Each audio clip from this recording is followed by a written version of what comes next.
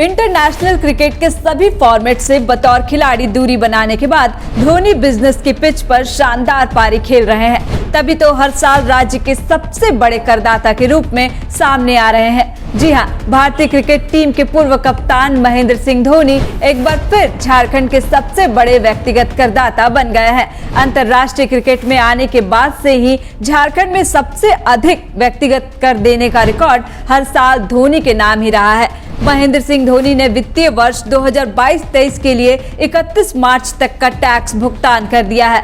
उन्होंने टैक्स के रूप में 38 करोड़ रुपए का भुगतान किया है, यानी इस बार भी वह राज्य के सबसे बड़े टैक्स पेयर बन गए हैं। महेंद्र सिंह धोनी ने वित्तीय वर्ष 2021-22 में भी अपनी आमदनी पर टैक्स के रूप में कुल 38 करोड़ रुपए का भुगतान किया था।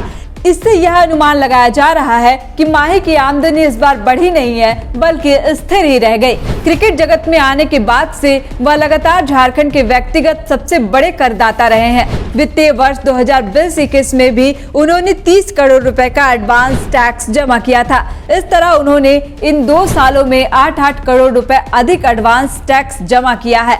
जाहिर है 15 अगस्त 2020 को उन्होंने वनडे से संन्यास ले लिया था। हालांकि क्रिकेटर के तौर पर आईपीएल से उनका नाता बरकरार है। पूर्व भारतीय कप्तान ने कई कंपनियों में निवेश किया है। Sports wear, home interior company की होमलैंड, पुरानी कारों की खरीद बिक्री करने वाली कंपनी कार्स 24, स्टार्टअप कंपनी खाता book, sports company run Adam, cricket coaching और ऑर्गेनिक फार्मिंग में भी उन्होंने निवेश किया है। रांची में वह लगभग 43 एकड़ भूमि में ऑर्गेनिक फार्मिंग करवाते हैं। आयकर विभाग के आंकड़ों के मुताबिक धोनी ने जब से इंटरनेशनल क्रिकेट की करियर की शुरुआत की, तभी से लगातार झारखंड में व्यक्तिगत श्रेणी में सबसे बड़े आयकरदाता रहे हैं। वर्ष 2019-20 में उन्होंने 28 करोड़ और इसके पहले 18-19 में लगभग इतनी ही राशि आयकर के तौर पर चुकाई थी। इसके पहले उन्होंने 2017-18 में 12.17 करोड़ और 2016-17 में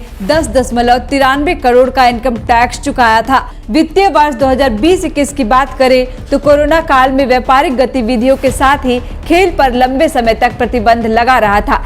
इससे उनकी आमदनी भी प्रभावित हुई थी। कोविड-19 की वजह से आईपीएल भी तय समय पर नहीं हुआ था। खेल के आयोजन की अनुमति मिलने के बाद आईपीएल शुरू हुआ था। हालांकि बीच में ही मैच को दुबई शिफ्ट कर दिया गया था। दूसरी लहर में लॉकडाउन हुआ, लेकिन इसकी अवधि पहली लहर के मुकाबले काफी कम रही। पिछले साल चालू वित्तीय वर्ष में आईपीएल का आयोजन हुआ। आईपीएल की वजह से धोनी की आमदनी में 30% की बढ़ोतरी हुई, जिसके बाद उन्होंने 38 करोड़ जमा किया था।